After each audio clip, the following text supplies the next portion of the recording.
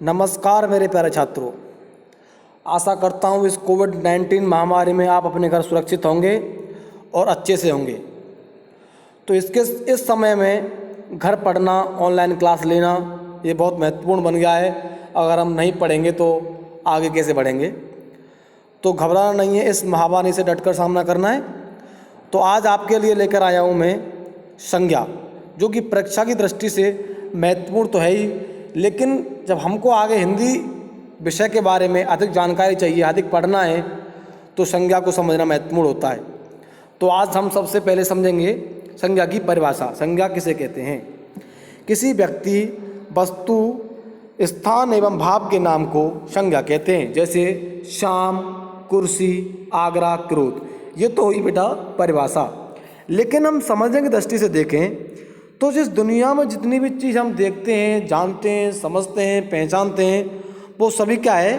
वो सब संज्ञा के अंतर्गत आती हैं। जैसे लकड़ी, पेन, कुर्सी, मेज, टेबल, पंखा, लैपटॉप, जितनी भी आप चीज़ कोई भी नाम लो, बैग, पैंट, शर्ट, जूते, जितनी भी आप कुछ भी कोई नाम लो, वो सब क्या हैं? संज्ञा के अंतर्गत आती हैं। आप कहेंगे सर सब संज्ञा ही है, फिर हमें हिंदी पढ़ने की जरूरत ही क्या है? जो कुछ बचा वो मैं आगे बताऊंगा, वो किसके अंतर्गत बचा। जैसे मैंने कहा राम स्कूल जाता है, राम स्कूल जाता है, ठीक। अब देखिए राम क्या है? संज्ञा है। स्कूल भी क्या है? संज्ञा है। अब बचा क्या? जाता है। तो ये क्या है? ये मैं पढ़ाऊंगा आपको आगे। तो यहाँ समझेंगे संज्ञा के भेद। संज्ञा के वास्तव में 5 भेद होते हैं: व्यक्तिवाचक, जातिवाचक, भाववाचक, समूहवाचक और द्रव्यवाचक। कुछ महानुभावों ने क्या किया था कि जातिवाचक के ही 2 भेद कर दिए थे, समूह और द्रव्य। लेकिन हमको पढ़ने संज्ञा के 5 भेद होते हैं, ठीक। पहला भेद देखेंगे, व्यक्तिवाचक संज्ञा किसे कहते हैं? किसी विशेष प्राणी, वस्तु या स्थान के नाम को व्यक्तिवाचक संज्ञा कहते हैं। यानी कि किसी विशेष प्राणी का नाम, किसी विशेष जगह का नाम या किसी विशेष वस्तु का नाम, उसे हम व्यक्तिवाचक संज्ञा कहते हैं। जैसे आगरा। आगरा क्या है? दुनिया में अकेला है, और कहीं आगरा तो है नहीं। आगरा अकेला है तो क्या होगा? व्यक्तिवाचक। रामचरितमानस क्या है? अकेली है, तो क्या है? व्यक्तिवाचक। राम जी क्या थे? अकेले थे, तो ये क्या है? व्यक्तिवाचक संज्ञा, ठीक। ये गांधी लग गया है। अगर मैं कहता महात्मा गांधी, तो क्या होते? अकेले होते। अब गांधी तो और भी हो सकते हैं ना। हाँ, ये व्यक्तिवाचक संज्ञा समझ में आ गई होगी। तो आगे बढ़ेंगे, जातिवाचक। जिस संज्ञा शब्द से पूरी जाति, वर्ग या समुदाय का बोध होता हो, उसे हम जातिवाचक संज्ञा कहते हैं। यानी पूरी जाति, वर्ग या समुदाय का बोध कराने वाली संज्ञा को हम जातिवाचक संज्ञा कहते हैं। जैसे नदी। नदी क्या है? नदियाँ बहुत हो सकती हैं। यमुना भी हो सकती है, गंगा भी हो सकती है। अगर मैं कहूँ आपसे यमुना, तो यमुना क्या होगी? जातिवाचक। अगर कहूँ नदी, तो नदी, यमुना होगी व्यक्तिवाचक। अगर कहूँ नदी, तो नदी होगी जातिवाचक। सेना जातिवाचक, अध्यापक जातिवाचक, ठीक। जैसे पहाड़, मैं कहूँ आपसे पहाड़, तो पहाड़ क्या है? पहाड़ बहुत हैं, एक विशेष जाति है, तो क्या होगा? जातिवाचक। और मैं कहूँ आपसे हिमालय पहाड़, तो हिमालय पहाड़ क्या होगा? व्यक्तिवाचक। क्लियर? अब देखेंगे भाववाचक। भाव, गुण, अवस्था या क्रिया के व्यवहार का बोध कराने वाले शब्द भाववाचक संज्ञा कहलाते हैं। ऐसे शब्द या ऐसी क्रियाएं जिनको हम छू नहीं सकते, केवल महसूस कर सकते हैं या समझ सकते हैं, जान सकते हैं, उन्हें हम भाववाचक संज्ञा कहते हैं। जैसे मिठास, थकान, कड़वाहट, बुढ़ापा, गरीबी, सजावट, शीतलता, ठीक है। मिठास। अब मैंने आपसे कहा मिठास। अब क्या मिठास को हम देख सकते हैं? क्या नहीं देख सकते, केवल क्या है?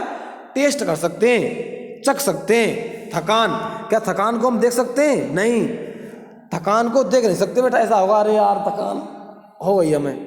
कड़वाहट, क्या कड़वाहट को देख सकते हैं? नहीं। बुढ़ापे को देख सकते हैं? केवल बुढ़ापा आपके जीवन में आएगा, हम उसको महसूस नहीं कर सकते, देख नहीं सकते कि बुढ़ापा कैसा होता है।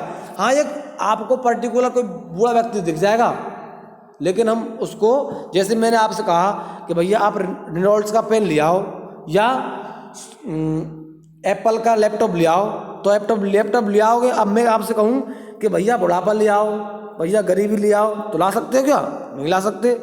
तो ऐसी चीज़ हम जिनको केवल महसूस कर सकते हैं, देख नहीं सकते, वो क्या होती हैं? भाववाचक संज्ञा। अब पढ़ेंगे द्रव्यवाचक संज्ञा। जिन संज्ञा शब्दों से किसी द्रव्य या पदार्थ का बोध होता है उन्हें हम द्रव्यवाचक संज्ञा कहते हैं। जैसे दूध, पानी, चांदी, तेल, चावल।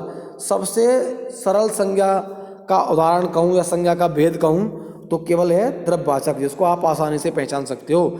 यानी दुनिया में जितने ही पदार्थ हैं, मटेरियल हैं, वो सब क्या हैं? द्रव्यवाचक संज्ञाएं। ठीक। अब पढ़ेंगे समूहवाचक। जिन संज्ञा शब्दों से एक ही जाति के व्यक्तियों के समूह का बोध होता है उन्हें हम समूहवाचक संज्ञा कहते हैं। जैसे मेला, सभा, सेना, भीड़, झुंड, गिरोह आदि। यानी एक से अधिक व्यक्तियों का जहाँ जमावड़ा हो, गिरोह हो, जैसे मधुमक्खी का छत्ता, तो यहाँ क्या है? एक समूह की भावना पैदा हो रही है। सेना, पुलिस, ये क्या है? यहाँ समूह हैं। तो ये समूहवाचक संज्ञा आपकी समझ में आ गई होगी। आशा करता हूँ आपको संज्ञा की परिभाषा, संज्ञा के भेद और संज्ञा की परिभाषा भेद हमें कैसे पहचानने हैं, आप ये सब भैया अच्छी तरह समझ गए होंगे। तो अंत में हम एक टेस्ट देखेंगे और आगे बढ़ेंगे। तो यहाँ ये टेस्ट है, आपको बताना है कि संज्ञा का कौन सा भेद है। ठीक। ताजमहल, ताजमहल संज्ञा का कौन सा भेद है? किस में आएगा? व्यक्तिवाचक में, क्योंकि ताजमहल एक है। राजा दशरथ, ये राजा दशरथ एक है, राजा दशरथ क्या आएगा? व्यक्तिवाचक। नैनीताल व्यक्तिवाचक। भागवत गीता व्यक्तिवाचक। चेतक व्यक्तिवाचक। अगर मैं कहता आपसे भागवत गीता की जगह ग्रंथ, तो ग्रंथ कहाँ से? ग्रंथ कहाँ होते? ग्रंथ होते जातिवाचक में। अगर मैंने कह दिया भागवत गीता तो व्यक्तिवाचक। जैसे ही दशरथ राजा, अगर मैं कहूँ आपसे राजा, तो राजा कहाँ होगा? जातिवाचक। ठीक। लंबाई, लंबाई क्या है? भाववाचक। सुंदरता भाववाचक। बचपन भाववाचक। बुढ़ापा भाववाचक। भाईचारा, मित्रता, ये सब भाववाचक के अंदर आएंगी। अब कहूँ आपसे मछली, मछली क्या है? जाति है बेटा, जातिवाचक में आएगा। क्यों?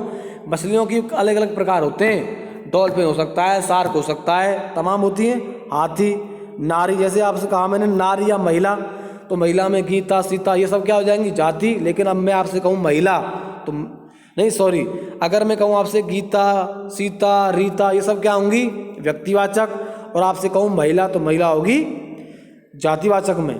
ठीक। दुकान, दुकान मोटरसाइकिल की हो सकती है, परचूने की भी हो सकती है। ठीक। तो दुकान आएगी जातिवाचक में। पुस्तक जाति, बर्तन जाति, सब्जी, सब्जी में आलू की सब्जी, टमाटर की सब्जी, बैगन की सब्जी, ये सब क्या है? व्यक्तिवाचक। लेकिन सब्जी क्या है? जातिवाचक। मधुमक्खियों का झुंड क्या है? समूहवाचक। कक्षा समूहवाचक। भीड़ समूहवाचक। दल समूहवाचक। दूध द्रव्यवाचक। पानी द्रव्यवाचक। चांदी द्रव्यवाचक। तेल द्रव्यवाचक। चावल द्रव्यवाचक। यहाँ ये आपका टेस्ट भी क्लियर हो गया होगा। आपने अपना आकलन कर लिया होगा कि हम कितना संज्ञा के बारे में जाने समझें। तो जिस भैया को इसका PDF चाहिए वो वीडियो के डिस्क्रिप्शन में जाके PDF देख सकता है, नोट कर सकता है। तो अब हम संज्ञा टॉपिक ख़त्म करते हैं। ठीक है बेटा, धन्यवाद।